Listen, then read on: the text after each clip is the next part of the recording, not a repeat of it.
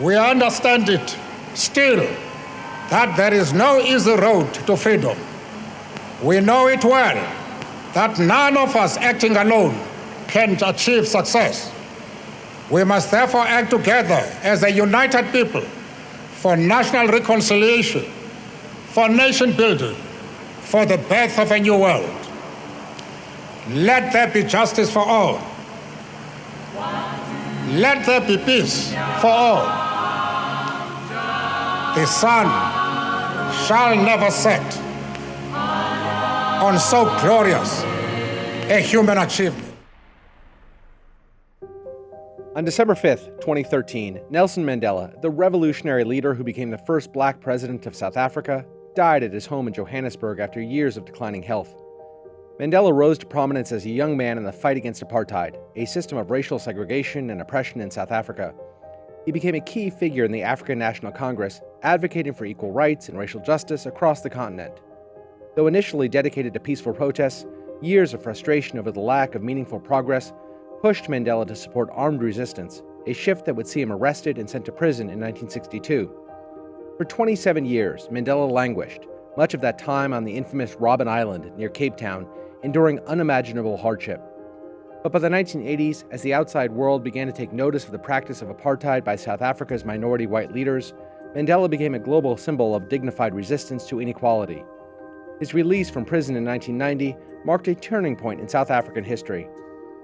Mandela's presidency, beginning in 1994, came after South Africa's first multiracial elections. He worked to heal a deeply divided nation, promoting reconciliation between the black majority and white minority. His leadership was marked by his unyielding commitment to peace, even as the country grappled with immense social and economic challenges. And there were many black South Africans who advocated retribution for years of oppression. Mandela's ability to forgive his oppressors and foster unity instead of seeking revenge solidified his place as one of the most respected statesmen of his time. But Mandela's legacy extends far beyond his presidency. After 6 years in office, he elected not to seek another term and oversaw free and fair elections for his successor, exceptional rarities for an African leader. In doing so, much like George Washington 2 centuries earlier, Mandela set a critical precedent for peaceful transitions of power and the principle of presidential term limits. After leaving office in 1999, he continued to dedicate his life to human rights, global peace, and the fight against poverty and HIV. Through the Nelson Mandela Foundation, he advocated for social justice, education, and equality, working to improve the lives of disadvantaged communities in South Africa and beyond. Mandela's life is a testament to resilience and a commitment to justice rarely exceeded in modern times.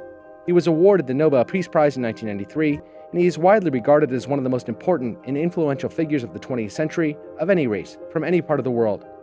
He is so widely beloved, in fact, that he has been simultaneously cited as an inspiration by the presidents of the United States, China, and Russia, and leaders of both Israel and Palestine have said his fight resembles their fight for freedom against their respective oppressors. Upon his death in 2013, U.S. President Barack Obama said, quote, "Today, the world has lost one of its most important leaders and one of its finest human beings. History will remember Nelson Mandela as a champion for human dignity and freedom, for peace and reconciliation. We will remember him as a man of uncommon grace and compassion, who put the interests of others ahead of his own and extended the reach for freedom and dignity to millions." Nelson Mandela was 95 years old. I'm Jason Beckerman. I'm Derek Kaufman. This is Last Days, Nelson Mandela.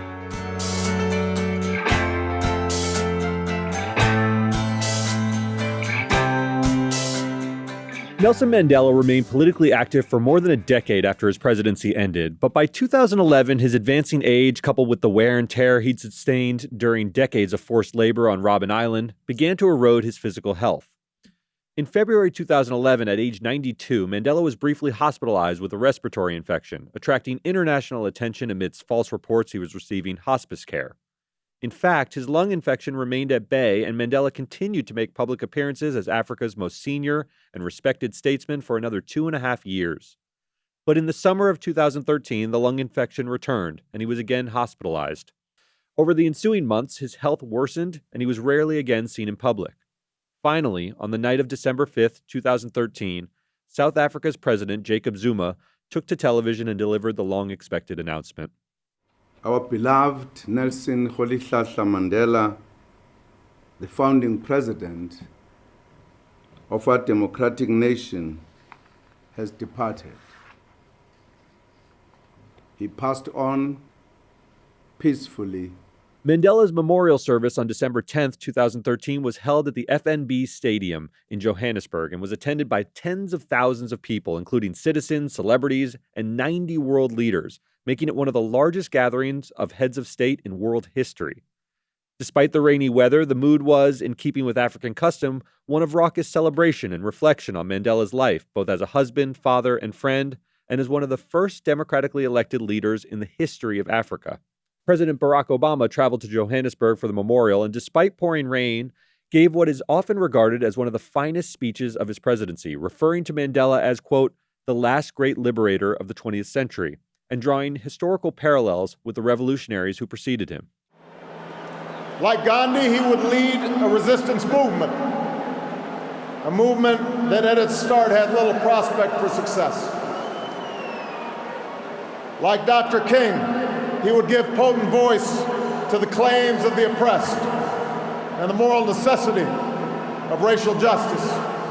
And Bill Clinton, who served as the U.S. president during the same stretch of time as Mandela led South Africa and who had developed a tight personal and political bond with him, paid tribute to his friend, saying, quote, every time Nelson Mandela walked into a room, we all felt a little bigger. We all wanted to stand up. We all wanted to cheer because we'd like to be him on our best day. He was a man who took the weight of the world on his shoulders and bore it with dignity and grace, and we are all better for it. He proved that there is freedom in forgiving, that a big heart is better than a closed mind, and that life's real victories must be shared. The power of Mandela's example is that it is not too late to change course, to bridge divides, and to build the bonds of humanity. I think, you and I love counterfactuals, and I think one of the most interesting ones is what happens if Nelson Mandela takes a different course. He would have been totally justified in doing it, and we've seen this throughout history, right? When somebody overcomes their oppressors, they turn and they punish the people who have oppressed. We saw it, the French Revolution maybe is the most obvious one. I'm a big Francophile, and so sure. But you've got they overthrow Marie Antoinette and King Louis. And Louis, and then the Reign of Terror starts, and they kill all the royalists. And then you have this other group comes along, and they kill all the people from the Reign of Terror. And that's the way it has gone throughout history. We saw that in our own country, in our own revolution, when we threw out the British. That just spasm of violence. They were beheading people in the streets, and this was, and the masses were loving it at the time. And to that point, that exact point, had Nelson Mandela called for the imprisonment, God forbid, the beheading or whatever of the people who had oppressed him, the people of South Africa would have followed him. He's a leader that we almost can't appreciate in this country since the days, I think, of George Washington, really. I think you're exactly right. I mean, George Washington did this, and that's why he exists in history in this exalted realm, right? Robespierre doesn't. Right. The leaders of the French Revolution we speak about in very different terms not because they didn't have lofty ideals. They really did when they conducted the French Revolution, but they didn't play it out in the same way as George Washington, who could have been king of America, and instead stepped away and set in motion what America actually is. And Nelson Mandela does the exact same thing. He not only does he not call for the physical violence, as a matter of fact, he warns against the physical violence against those who had promoted apartheid and oppressed his people for so long. He actually says, let's include them in our government. He said, in order to be included in the government, you must denounce apartheid. But once you've done that, regardless of your race, you are all equal members in our social fabric. And he invites them all in. And then he says, after 6 years as president, he says, I'm not going to run for another term. I want a peaceful transition of power, exactly what George Washington did.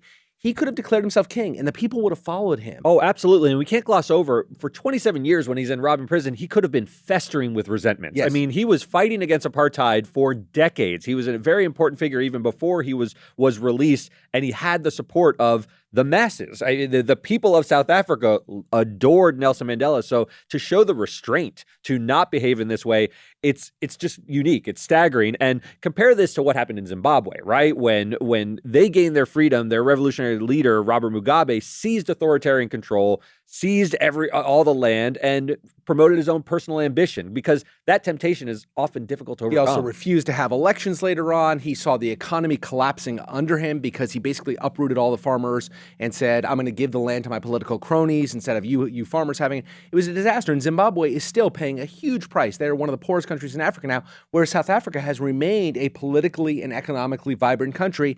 And it really is, I don't think, too much of an exaggeration to say that it's all because of Nelson Mandela. Yeah. Mandela's life and legacy will forever be defined by his 27 years as a political prisoner and the ensuing 2 decades as president and statesman when he sought to heal his country's wounds and bring it forward into the 21st century. But the story of Mandela's prison sentence and his exceptional achievements thereafter can be traced back to his rarely discussed early life, which shaped his character and determined the course of his life. Mandela was South African tribal royalty, the son of a local chief and the beneficiary of a modicum of wealth and privilege, at least compared to those with whom he grew up.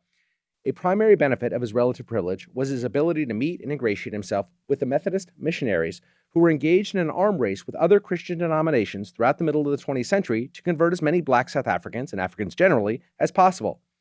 These relationships enabled Mandela to attend English schools within the colonial schooling system, making him one of the few black South Africans to receive a formal education at the time.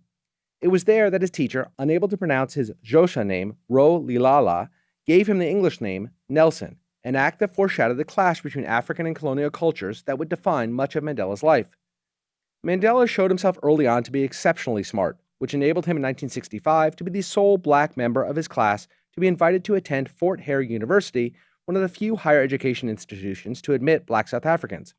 It was here that Mandela's political consciousness began to take shape, as he was exposed to a diverse group of students who were active in debating issues of politics, race, and colonialism. For the first time, Mandela began to fully understand the African struggle under colonial rule, and he began to take part in student protests and boycotts, marking his first encounter with civil disobedience, a tactic he would later use on a much larger scale. But it wasn't until Mandela went to law school in Johannesburg in 1941 that his true education began. He was the only black African student at his school, but he befriended liberal and communist European, Jewish, and Indian students with whom he coordinated boycotts and walkouts, and through which he was introduced to the African National Congress, or ANC for short. Influenced by leftist and anti-colonial thinkers, Mandela realized that the institutionalized racism he had experienced as a young man was part of a much larger system of oppression throughout the African continent. He began advocating for a more radical approach to opposing apartheid, steering the ANC away from petitions and toward a more aggressive stance against the white supremacist government. This culminated in campaigns of defiance, mass mobilizations, and public demonstrations that sought to expose the brutality of apartheid laws.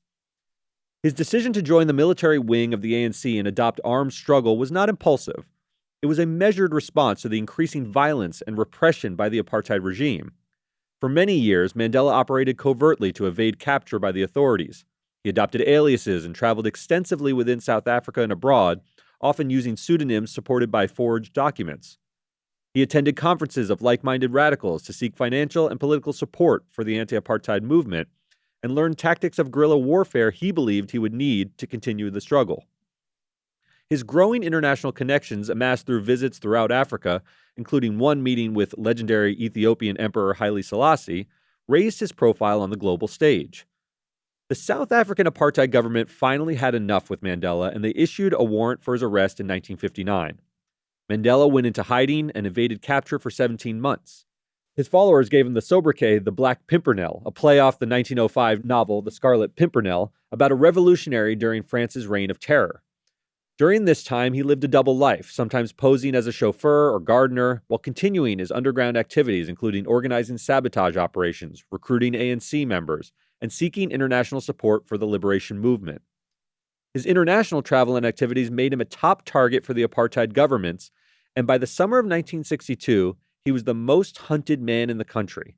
In August of that year, the police received information that he was posing as a chauffeur for a white communist in the eastern province of KwaZulu-Natal.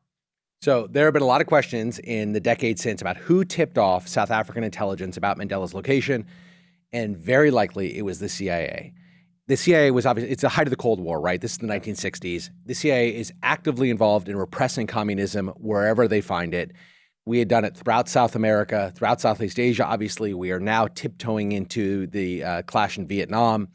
And wherever there is communism rising up around the world, the CIA is there to repress it. And right now, Mandela is deeply embedded with the communists. Yeah, it seems almost a certainty, basically. This is how America operated in those days. You would implant a regime that you could work with in an international sense. You're not going to work with the masses. And so they did this all over the world, particularly in South America with Noriega and so forth. How do you think this comes forward? So in the 1970s, the U.S. government overthrew the Chilean government, the Chilean socialist government. We now know that the U.S. government's come clean. We've never come clean about this. What do you think the reaction is if the U.S. government now comes clean? They were the ones behind the arrest of Nelson Mandela. Are people? I think it's a lot. I think it's a lot to take in. I don't think it would ever happen in that way. I mean, maybe they'll release a report and stuff it in a footnote or something, because it would be so difficult for America to have been responsible for the imprisoning of Nelson Mandela. In some sense, that is what made Nelson Mandela such a folk hero. But I don't think we'd want to be responsible for having him imprisoned for 20 years. I just wonder, I mean, time will heal all wounds in 50 years. Nobody will care and we can release it. But I think still now, it's still too fresh. There are too many people like myself who very aware of Nelson Mandela, was a hero to many people on the left, even in this country, and I just can't imagine that would go over very well. Yeah, if we were on the side of apartheid government, it'd probably be a difficult thing for us to spin.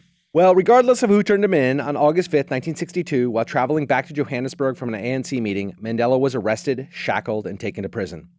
At his trial 2 months later, an all-white pro-apartheid jury convicted and sentenced him to 5 years in prison. And a few months later, again acting on tips, the police raided ANC headquarters and discovered documents linking Mandela to sabotage and armed insurrection against the government. He and 9 others were charged with planning to overthrow the government, and he was again tried. Throughout both trials, Mandela remained defiant, using the courtroom as a platform to denounce apartheid and defend the right to resist tyranny by any means necessary. Here's Mandela on April 20th, 1964, during the second of the 2 trials, known today as the Rivonia trial, for the city in which it took place, speaking the words that will forever be known in South Africa as the speech from the dock, in which he renounced the apartheid government and justified the need for armed resistance while pledging his willingness to die for the freedom of his black compatriots. I do not, however, deny that I planned sabotage. I did not plan it in a spirit of recklessness, nor because I have any love of violence. I planned it as a result of a calm and sober assessment of the political situation that had arisen after many years of tyranny, exploitation, and oppression of my people by the whites. Africans want a just share in the whole of South Africa, but above all, we want equal political rights, because without them, our disabilities will be permanent. The speech from the dock is South Africa's equivalent of the Gettysburg Address, a clarion call for liberty that is familiar to all South Africans, and which even some 60 years later is still memorized and recited by school children throughout the country. Though the speech did nothing to change the result of the trial, Mandela and the 7 other defendants were found guilty of all charges and sentenced to death, its impact was nevertheless significant. The South African government televised the proceedings, believing it would serve as a warning to other rabble-rousers. But the whole world watched, and inspired by Mandela, Western governments, initially hesitant to challenge South Africa due to Cold War politics and economic ties, began to pressure the government to abandon apartheid. One thing I want to stress here is that I think the popular conception of Nelson Mandela is that he exists in the same realm as Gandhi and Martin Luther King with these sort of peaceful, nonviolent resistance. Yeah. That was not Nelson Mandela. He was more akin to Malcolm X. It was my understanding of Nelson Mandela until I started researching for this podcast. I had no idea. He was part of an armed resistance. He likely hurt some people and maybe even killed some people in his fight against oppression. He never apologized for that, nor should he. But it contextualizes him, right? It does. We think of him as this kindly old man because I came of age when Nelson Mandela was released and he was the president and he always had a smile on his face at that point. And he was extremely sort of gentle and you know, his capacity for forgiveness was always what was touted. But the young Nelson Mandela was a rabble-rouser, and for good cause. I mean, to overthrow the apartheid government. But I think it's interesting for people to learn that he was actually not into the Gandhi philosophy. No, not at all. The United Nations condemned the trial as a sham, and the UN Special Committee Against Apartheid was established to increase pressure on the government. By the mid-1970s, international activists targeted companies, universities, and pension funds that invested in South African businesses or collaborated with apartheid institutions. And it wasn't just political institutions that objected. The International Olympic Committee and FIFA isolated South Africa from international competitions. Though early economic sanctions were limited and often circumvented, they laid the groundwork for more comprehensive measures that would come into effect in the 1980s.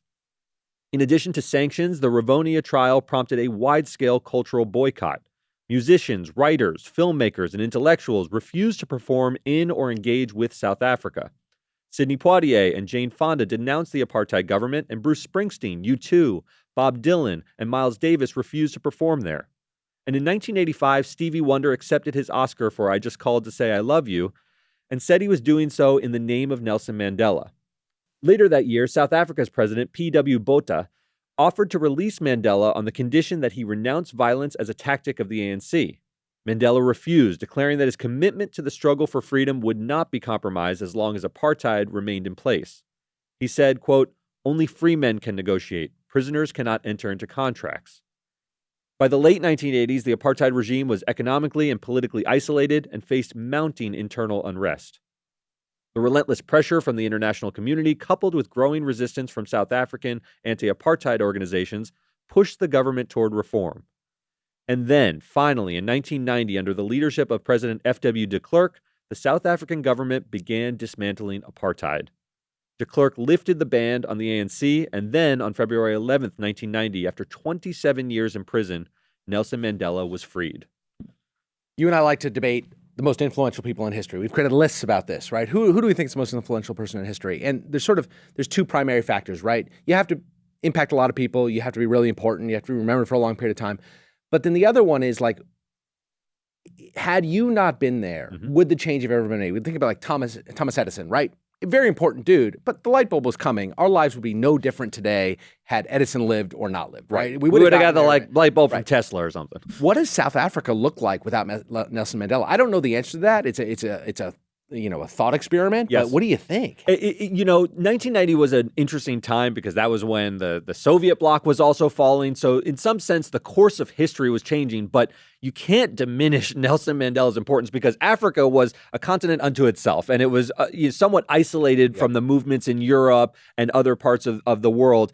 I think Africa would have lagged far behind. You wouldn't see modernization in South Africa to the extent we've seen it without a Nelson Mandela impelling that. I think that's absolutely right. The modernization point is good. The other point is that there was no other galvanizing person, right? So let's say Mandela, dies 2 years before he's released or whatever. There's no other person to galvanize around. They would eventually, apartheid ends eventually because the economic sanctions were so much more progressive now. But I think then you do get the bloodbath. I think, right, that's what comes out of that. You needed Nelson Mandela to hold that down. Otherwise, you get the bloodbath. And today, he's the most shining example of someone who can stand shoulder to shoulder with Mahatma Gandhi and Martin Luther King. I think Nelson Mandela, although he's in the modern context, and we all knew him when he was alive and knew him as a cultural figure, he stands shoulder to shoulder with those giants. I think his name exists with them. Yep. In subsequent years, Mandela would say he never felt sorry for himself despite the hardship in prison, knowing they paled in comparison to the daily hardships suffered by tens of millions of black South Africans. Instead, he spent the nearly 3 decades behind bars, honing his political ideology and dreaming of the day when he, quote, would be free to join millions of free South Africans of all races in harmony and in dignity. 4 years later, Nelson Mandela would be elected president of South Africa in the country's first free and fair elections, ushering in a new era for his country to be, as he said, grounded in the, quote, twin ideals of equality and dignity. The election was the turning point of a nation, and Mandela's inaugural address a symbol of its finest hour. We dedicate this day to all the heroes and heroines in this country and the rest of the world who sacrificed in many ways and surrendered their lives so that we could be free. Their dreams have become reality.